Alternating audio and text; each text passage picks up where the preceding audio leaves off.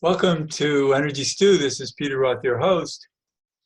And I'd like to ask you or us, how well versed do we think we are about what's going on nowadays? Do we have any idea what the big picture is? Why humanity is facing all of these obstacles and where is this leading? What are we about? So to help us understand this better is a good old friend who's been on Energy Stew before, and I always love his work. He does amazing things that you'll see. I mean, we'll talk about it because he's a cosmic shaman and a metaphysical teacher. So we'll let him help us find our way. Stephen Popiotek. Stephen, welcome to Energy Stew. Thank you, Peter. Welcome. It's good to have you as well here. I'm so glad that we could talk because you have insights that I don't think anybody else has. Well, a little funny synchronicity just happened. I got a little Facebook notification message. Someone invited me to some other private group called Ascension Portal. So that's just kind of funny timing considering. Okay, so we're in what might, to many people, be a portal, but it seems to be somewhat confusing, like a maze, perhaps. Yeah. Definitely. Yeah. It's very, very interesting timing. Yeah, for sure. I mean, there's so much going on now, and there's so much convolutedness energy going on at the same time, so much clarity. So the polarity is really pretty drastic right now in general, both on an individual and collective level, as you can see, especially with our circus in the media going on, who are always trying to push the fear and panic button, which is like the antithesis of the heart chakra energy and knowing that we're all okay and that we're connected, that we have the choice to be connected if we choose that option, both in a positive way to our higher selves, our souls, and as a community, as a whole, as a collective civilization, we have the ability to transcend so many challenges that we've been having to face, So it's definitely a time of choice of whether people are choosing to move in the heart space or whether they're choosing to kind of recede back into more of a closed kind of fear, isolation state, which of course. Yeah. And I think that's important because a heart space is a oneness space. So that I would say that's the space without opinion, and we can really become a witness rather than the fear space, which we're fighting with and arguing with and having all these opinions that might not be meaningful because they're just opinions. And it becomes more like reactionary too, usually out of a charge the person hasn't healed yet within themselves. In terms of like, where have we put down, our own sort of empowerment or not believed enough in the power of the heart and are succumbing to a lower trauma-based, lower chakra fear center, within ourselves. So it's a good mirror for people to identify where have we not felt safe and secure in our own life, in the past, where is that ugly head, trying to rear itself from previous traumas or loops that we might have been caught in, that is being magnified by the collective situation. All right. And it's always about bringing it back to yourself and like, okay, what can I do to help, shift this reality? And for myself as well, we all have to ask that question, just because something is going on in the consensus, quote unquote, reality, which has a lot of manipulating and steering factors, how do we first regain our own helm of our own ship so that we're not being pulled into this kind of lower whirlpool, of collective misapplied attention, and really recenter with our own highest intention, of what we want to create, and maybe being passengers in the universe instead of in the media. Yes. Yeah, it's definitely not, you don't want to go into that kind of twisted Carnival cruise line. Right. It really is like it's like a circus, these days with that in a sense, but it's unfortunately the three-ring act has a lot of fear propaganda around it, and like fear porn, aspect to it, Right. where they want to get people more addicted to like what's the latest statistic or what's the latest, distortion story going on, so we're not really focusing on seeing past our own little blinders that they're trying to give us, through the dramas that's going on. And it's needing to take off those blinders and be like, okay, let's see through this cloud of this bubble of distortion and be like, okay, what is going on behind this veil that we're kind of collectively kind of swirling in, and realizing there's something much grander behind that wants to give us much more hope. And I look to you, because you're a guy who really sources a lot of information from other dimensions. No, and exactly, and this has always been my case, because ever since, I'm 48, ever since I was a teenager, it's always been about me trying to, when driving past, I have Mars in Aquarius and my North Node in Aquarius, so it's always been about this, quest for truth and uncovering, more of the hidden knowledge of what we're not being told, and to pull back the Wizard of Oz, veil of behind the curtain to see what's really going on behind the matrix, and seeing, how can we take back what's rightfully ours, and eliminate. Right, and you're somebody who sees the matrix and sees all the players on many dimensions, and really it helps to manage that. And it's definitely challenging, because it's not an easy position always, because sometimes when you're sticking your head a little bit too much out the boat of the car, you get kind of slapped a little bit of the debris flying in the wind there. Right, there's some heavy duty forces out there. So I found it really, that's one reason I started this Zoom series on Sundays that I did for several weeks. I'm going to do a few more. But it's been about trying to help people ground, kind of like our relevant energetic anti-malware codings and recentering exercises, so we can plug back into part of this positive ascension grid that Mother Earth is forming, that she wants to help us root into that sovereign, self-sovereign, self-loving, positive service to other space, so that we can really welcome more of our galactic ancestors, our star nations, as the Native American cultures would call them sometimes, or like the bird tribes. There's many different names for our galactic families that are also broadcasting and sending us a lot of love and a lot of energy. It's just that there's a lot of contrast right now between the opposition, so to speak, from that duality game point of view, because our planet's still, caught in that polarity game, and it's important to understand, to be able to transmute it, you have to be able to also kind of move through and release the baggage that some of the shadowy organizations try to use against us. And maybe it's becoming more obvious, this polarity, so that we can understand what the truths that we really need to take from it. Exactly. And that's a really important point, because it really is. It's becoming much more direct. Although for some people, it's interesting to kind of observe, again, are we choosing to step out of our comfort zone and, know that we can manage our own reality and our own health and our own immunity without being told by, externalized parent authorities, what's best for us in terms of our own safety and our own connection.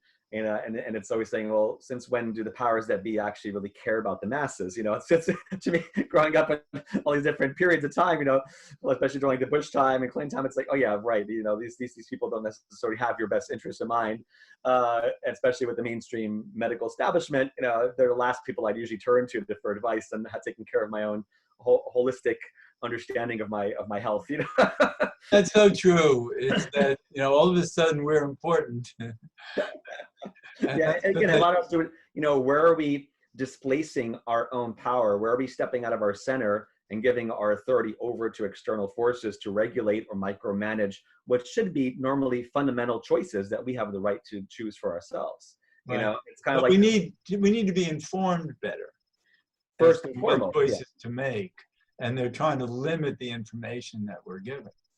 Exactly, because that's how they control. Well, he who controls the narrative, right, is more control of how you can maneuver the population's consensus, so you can pass policies that otherwise would normally never be considered by the population. So it's so using the old fear methodology is like the ancient, it's one of the oldest tricks in the books, the petty tyrant syndrome, or the fascist mentality, is to try to use the illusion, or use the parameter of safety, that you're not responsible enough to take care of yourself or consider others, so therefore we have to control you to make sure you're safe. And we have a population that's ripe for that. That's very unfortunate. I think the educational system and a lot of the twisted media has definitely cultivated some of that polarity, and creating scapegoats, out there, you know, in terms of certain public figures or certain people that we see popping up, you know, that oftentimes are just the public person, the front man behind a much larger control system that is really running the show, so to speak. So a lot of times they'll displace that public desire for having a public enemy number one, you know, and create like a polarity in the camps of people, you know, Democrats, Republicans, or, you know, pro-vaxxers, anti-vaxxers, you know, there's always like yes, no choices, but nothing in between, which is ridiculous, you know. Tribal warfare. Like basic psyops taken to a whole different scale, you know, and people need to study propaganda, you know, methodologies and, you know, military usage of psychological operations, and just to get a better idea of how these organizations function, you know. And Project Mockingbird, where the CIA was working on controlling media for many years and infiltrating media stations in order to pass a certain narrative that, you know, that they wanted, you know, and all of a sudden people are believing, you know, mainstream media that's corporatized and, you know, controlled by the 1% of the 1%, as if they're like God's voice speaking to us. You know? Right, they know best, right? Yeah, it's like, wait a minute. You know, so, you know, in a very grounded way, those are also important discernment tools, because, you know, just because we're, you know, we're moving to a higher dimensional space on a quantum level, on a energetic level, on a chakra level, we still need to keep our glasses of discernment, you know, and healthy perspective, you know, so that we are able to see through and sift through, you know, the noise, and see where the clear signal that we want to tune into really lies at, you know. And I think that's where we're headed, towards a clearer signal. But right now, it doesn't feel that way. Oh my God, no, that's exactly. So like, literally, it's been like every week having to do so much clearing, not only with myself, but with clients and with groups, to see just how much extra organized background noise has been in the environment. And it's not just like 5G. I mean, obviously 5G has been you know, one of the sore thumbs that are popping up in different major cities. But there's so much other levels of energetic warfare that's going on, and that are being used by certain intelligence agencies and certain darker groups, you know, that work more with dark magic, basically, that are involved in some of this shenanigans that are happening, because it's kind of like the way mosquitoes would be attracted to still water. You know, a lot of these negative organizations and individuals that feed off of negativity, of course, having a party during this time, the more people are giving their power away and settling in fear, the more they're able to be, you know, manipulated or fed off of parasitically. So we've had to clear a lot of like parasitic type entities and thought forms and structures from people's fields, especially since this corona situation started, but also since November, you know, and into January, there was the first wave for me really came up very strong, and seeing a lot of things that were awry going on, that were kind of like a setup in a way energetically for this current situation's unfoldment, you know. And, you know, of course, now we're kind of at a higher level, we're definitely steering out of this darker timeline, but we need to stay vigilant to keep our focus on the timeline that we want to create individually and collectively for our planet to be in the heart chakra space, and a really clear alignment with our galactic brothers and sisters that are of positive orientation, because they're waiting. That's like a whole, you know, group. So many beings are waiting on the other side of this veil. Like, all right, humanity, like, get your act together. Do you want to be part of a larger galactic kind of United Nations or a confederation of planets, you know, which is really where our future is lying at, you know, or do we want to keep, like, you know, sucking our thumb in pacifiers and pretending that we're weak little small beings that are going to be overrun by, you know, viruses. Virus. Yeah. You know, it's really a way to like diminish, you know, people's magnitude. It's like this reversal. They want to like magnify negative orientation and minimize positive, you know, frames of reference. And it's important that we take back that power, just like on a computer screen. You know, minimize your window, maximize your window. It's but like, what you're talking about is so extreme right now. I mean, they're minimizing. I mean, they're holding us in a strong vice. No, like literally, we've had some of those structures show up in people's fields, like clamps, but I mean, we've had a lot of things like these collars popping up on certain people too, like they look like dark metal collars and dark metal belts that started showing up, I would say, back in the wintertime, and then into a little less now, but it's still been a bit of a wave, you know, going on. And it's kind of like some of these intelligence agencies, especially more of the, you know, but people understand, the viewers, you know, if you understand like early experiments of like MK Ultra, where the CIA was using mind control experimentation back in the 60s and 70s, that was the tip of the iceberg in terms of social engineering technologies and how to understand consciousness and how to manipulate consciousness, right? They've gone light years ahead of that, but at the same time, we've also evolved light years ahead. So we can, you know, proper tools and awareness, the more we kind of expose their technologies and agendas, the more we can develop countermeasures to secure our healthy boundaries, just like an anti-malware software update, to be able to go against a new adware malware that they're trying to throw at your computer system, for example. It's really the same thing, where they found ways to organize like thought forms, to like think of like a 3D printer where you can print an object, with the right material. What some of these higher level organizations have done is they've have technologies where they can, like, I call it like an astral 4D printer, where they can kind of print up these configurations, like, for example, the collar or the belt or like a suit, and they'll try to project it out at people, especially in the dream time, to try to install in our auric fields these constructs that are designed to try to block our connection to our higher self, and designed to try to block your kundalini, and instead like reroute you towards more of a fear-oriented timeline. So it's been really important to kind of like just check our bodies and auric fields to make sure that we're clear of any unwanted accessories, unwanted tag-alongs that may be grabbing on your field or trying to feed off your energy or siphon your energy. Because that's been a constant theme of things siphoning or attaching. And it's just like, okay, let's, let's go. How do people become aware of that? I mean, this is one reason why I've been doing the work, weekly with groups too, because I have to keep abreast of it as well. Because so a lot of times I'll experience it. I work with some people, my kind of like local crew or other people in other locations will kind of check each other out, because sometimes it's hard, to see what's right next to you sometimes, if you're distracted, or you're first noticing if there's unusual pains in your body that weren't there before, like that's the first symptom. If you start feeling tired out of nowhere and that tiredness feeling is not going away and you haven't really done anything differently, or if you start feeling some like, oppressive feeling coming around you, or like, like an anxiety buildup or like a suffocating feeling, or like those are definitely some indicators that there's something, you need to adjust. And sometimes it's very hyper localized, like when people are showing up with these with these energetic belts and they didn't know had these belts on them, they were having like digestive issues or like diarrhea or like cramps in the sacral or stomach area. Well, who would have them versus other people not having them? What was that? Who would have them versus other people not having them? That's a good question. I mean, what I've seen sometimes is that there's kind of like collective malware. Think of like a projection that they'll put out, like an organized electromagnetic pollution that they'll broadcast, through different antenna systems, technologies over cities, for example, at different times. And you could literally feel it, especially in a big city. If you're in a large city like New York or major cities, we definitely are getting hit with stuff first, compared to say, out in the middle of nowhere where it's less population density or less 5G technology, for example. So like, it's keeping abreast of like, how conscientious are you of your own energetic hygiene space and of what is yours and what's not yours, and that's always the first indicator. In terms, so sometimes they'll throw out collective stuff, it's almost like throwing, something at the wall, and seeing where it sticks. Some people have a natural immunity to things. Some people are just, some technologies they're using are more organized to go after star people, to go after star seeds. Right, so a lot depends on our soul advancement. And yeah. If our light is too strong, we attract more resistance. Especially because, I would say especially nowadays, because they've been trying to isolate, through some of their artificial intelligence, computer systems where they really run different simulations, but much more advanced than what we hear about in the modern day, even though in public media.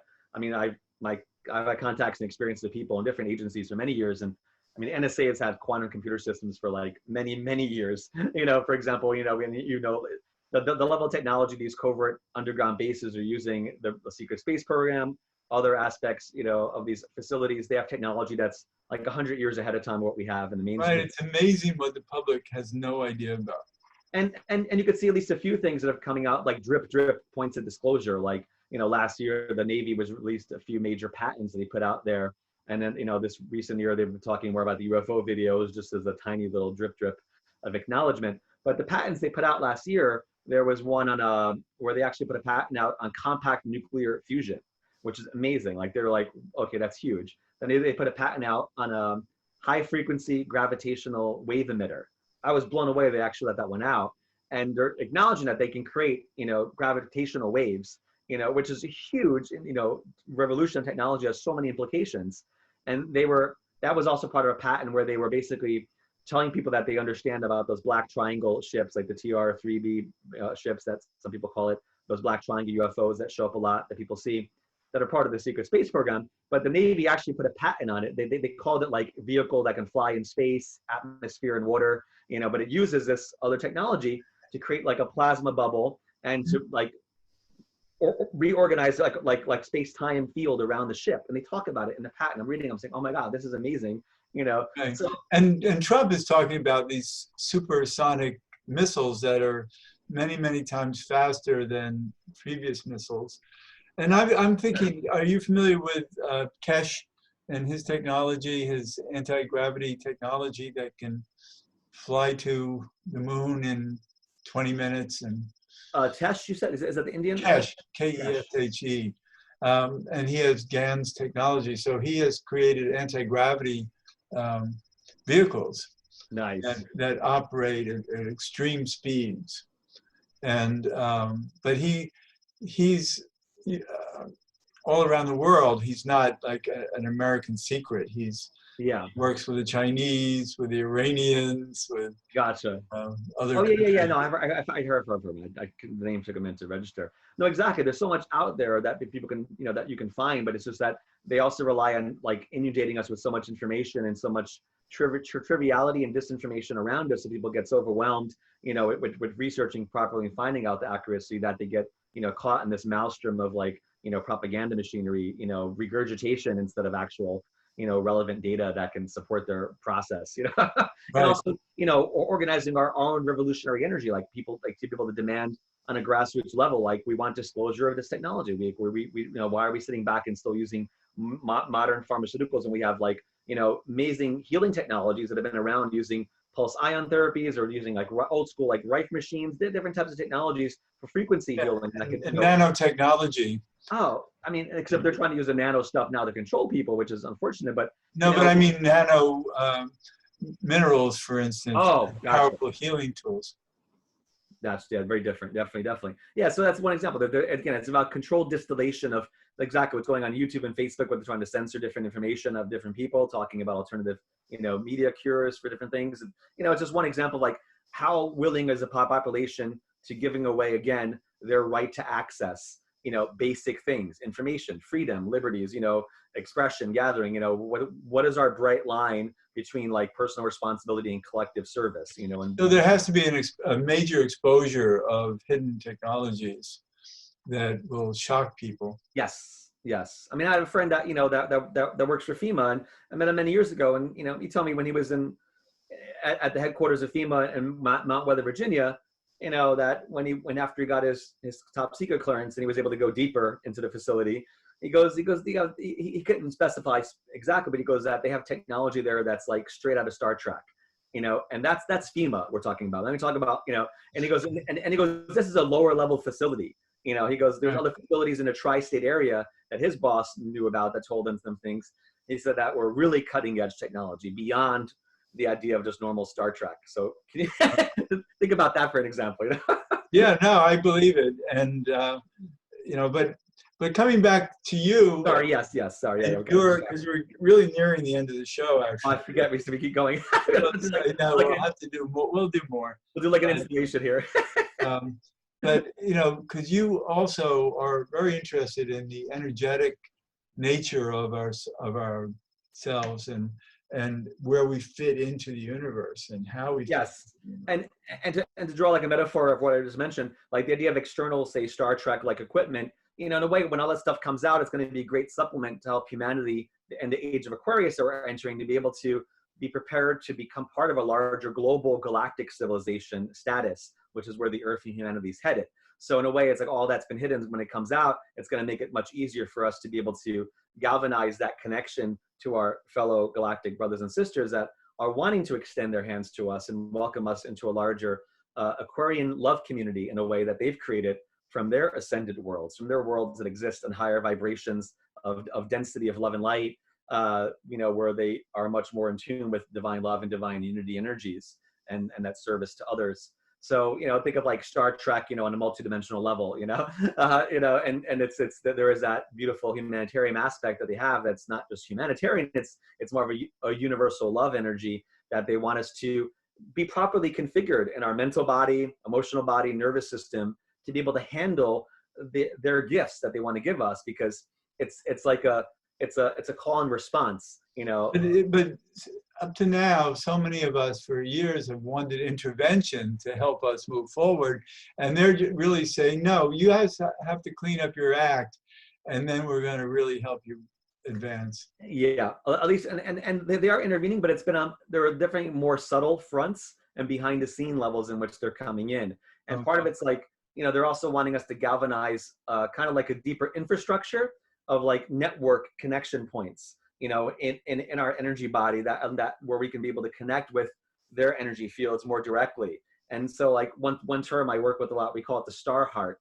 And it's a term it has to do with the evolution of the heart chakra, where it first appeared as kind of like the old school breastplate of like, you know, the King David times, where we have the crystals in a tic-tac-toe pattern, you know, where each crystal represents a different planet, a different positive galactic world.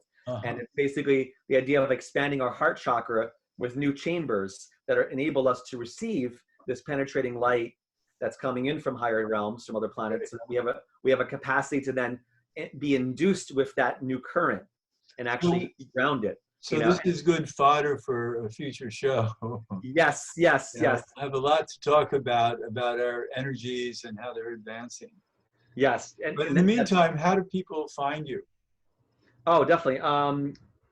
I have a bunch of videos on YouTube as well under my name. If they just look up my name, I'm the only one with my name on anywhere, so I'm pretty hard to be anonymous in that way. So on YouTube, on Google, on Facebook, you can find me under that name.